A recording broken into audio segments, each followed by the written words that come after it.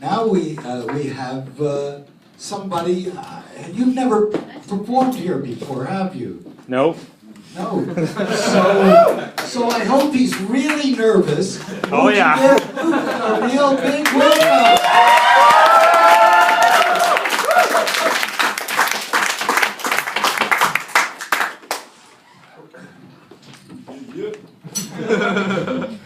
What's up, Nelson? Yeah, how's everyone doing tonight?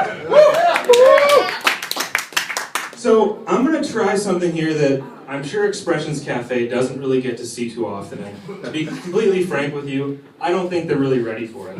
But I'm gonna get up here and I'm gonna try to do a little bit of comedy. Well, to be exact, I'm gonna at least attempt to do a little bit of stand-up. Now, so far, the only one who's actually seen me do any rehearsing or anything with this bit is my dog. And she just looks at me like I need fucking help as I'm walking around my apartment with a hairbrush speaking into the mirror. So see how many of you guys give me that look. This guy, I can tell, he's already given me that look. I need fucking help already. I've been up here for 45 seconds and I already get the look. So how many people here grew up in Nelson? Or at least grew up and around Nelson? Woo! Yeah, hold it down, eh? So be you guys. So me, I actually grew up in a white Irish Catholic farming town back in central Ontario known as Ennismore. And some people love it just because the locals, and other people really aren't the biggest fan. I mean, you could probably say it's one of the most ignorant, racist, homophobic places in existence pretty much anymore nowadays. Anything that really isn't tolerated in modern culture, I'm guaranteed that you'll be able to find it in Ennismore at least somewhere. Did anyone here remember that really terrible terrorist attack that happened in Paris? Well, I don't know if anyone heard, but the day after, there was actually a mosque that unfortunately was firebombed. And some people would say back home that was the good old boys that did it, and other people would say it's the dumb fucking rednecks. But the dumb fucking rednecks were the ones who actually bombed it. And kind of growing up in that, you really don't know anything else.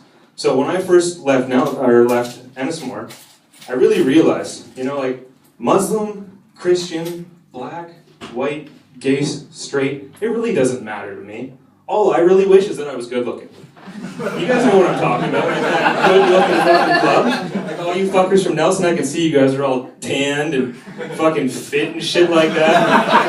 Walking the mountains. No one's got that 40-inch waistline and yellowish nicotine hue my skin's giving off. But really what I noticed is good-looking people actually run the world, man. They completely do, but even more specifically than that, good-looking chicks run the world. Yeah, fuck, you guys know who you are. You want to find a weapon of mass destruction, you just look in between a girl's legs. I got a feeling Bush never found one of those either. And you know what the worst part about good-looking chicks nowadays is? We're supposed to feel fucking bad for them or something because they're attractive. Because everyone wants to be with them. I literally had this girl that came up to me and says, "Luke, I think I am done with men." Oh, interesting. I'm gonna see where this goes. Just, no, I am tired of it. I can never tell if a guy actually wants to be with me because he likes me for a person, or if he just wants to sleep with me. I mean, the last guy I was with, he just fucked me. I said, "Honey, look at me. God fucked me." I got fucked by someone a little more powerful than your loser ex-boyfriend. So, everyone tells me, "Hey Luke, you want to get part of that good-looking club? Why don't you go start swimming?" The only problem with swimming is it's never been half hour since I last ate.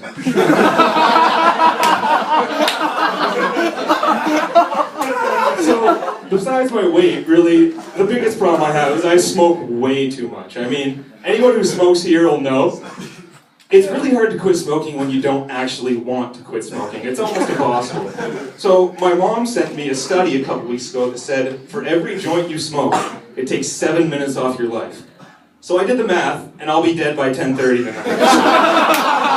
So you guys better enjoy this show. I know it's crazy. The last hour of his life, he decides to come up here and die and have this guy look at me like I need fucking help the whole time.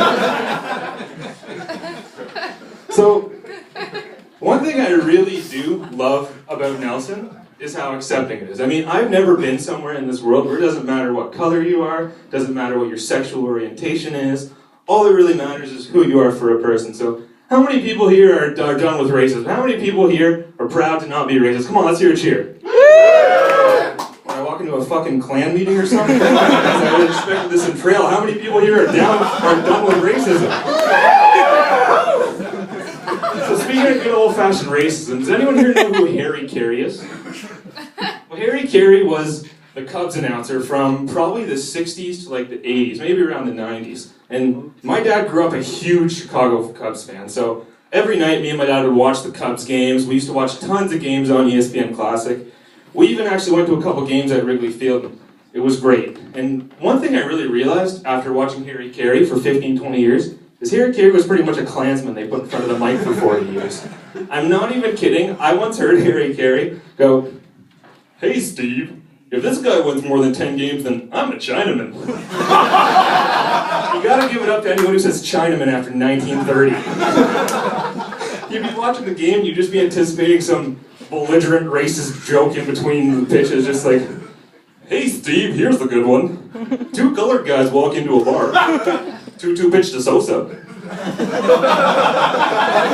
You cannot get away with that shit anymore. There's no way they would let you do that. Not like the good old glory days of racism. So, speaking of the glory days of racism, does anyone here watch Bugs Bunny and Tweety? Oh yeah, it's gonna get fucking worse. Does anyone here, what I kind of realized when I was watching cartoons when I got older is, cartoons used to be made by a mansman. And I'm talking about old-time, racist, homophobic, John Wayne type motherfuckers. Like, does anyone here remember Foghorn Leghorn? The rooster? Well, Foghorn Leghorn could have been ahead of the Klan with that accent. I say, what's the matter, boy?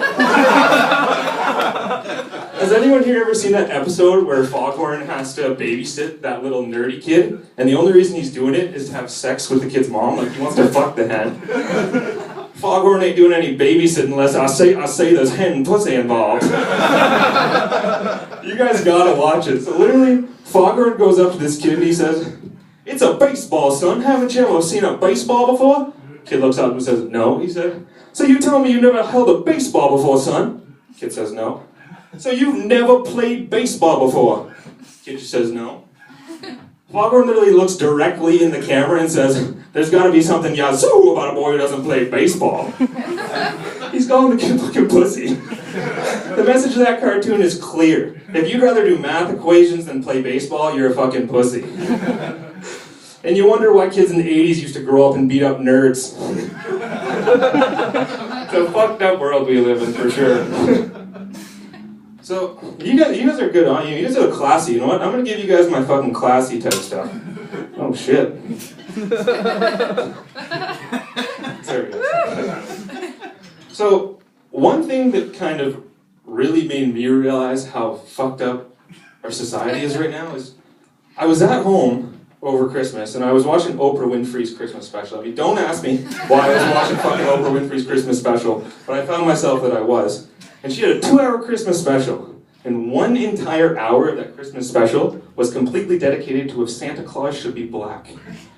How fucked up are race relations in this world if we're actually arguing over the color of a fictitious character? He's not real, who gives a shit? Gives the phrase ho ho ho a whole new meaning. And I feel like you're gonna have a hard time convincing all the dumb fucking rednecks back home that a black guy's gonna break into your house late at night and actually leave you shit. Holy shit. I didn't know if I was gonna say that one or not, I couldn't tell. I just thought I would kind of see everyone's reaction before I kind of start laying the black Santa Claus type shit. So, one thing for me that I love, has anyone actually here ever been to Shambhala, the music festival? Yeah, so you guys know exactly what I'm talking about, where last summer my parents thought it would be smart to book a flight home the day after Shambhala. So I get home after like 4 days of acid, drinking, and I don't even know whatever the hell else those guys gave me. Everyone says, "Holy shit, Luke, you look like you partied, man. What's a good night in Nelson?" I said, a good night in Nelson is when you get so drunk you wake up naked in a police car with 2 police officers. Except you're driving. I swear to God, I got so fucking drunk one night. I was at like, what is it, the Spirit Lounge or the Spirit Bar, wherever that is? Well, I got so fucking drunk that I was supposed to be walking back to my buddy Dylan's house, and I guess in my drunk self, I stumbled into the wrong house.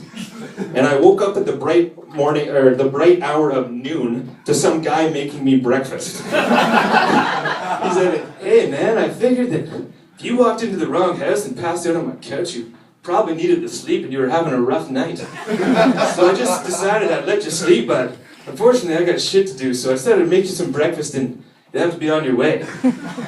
Only place in the fucking world that you could do that. So before this guy runs me out of here, he's still giving me that look that I need fucking help this entire night.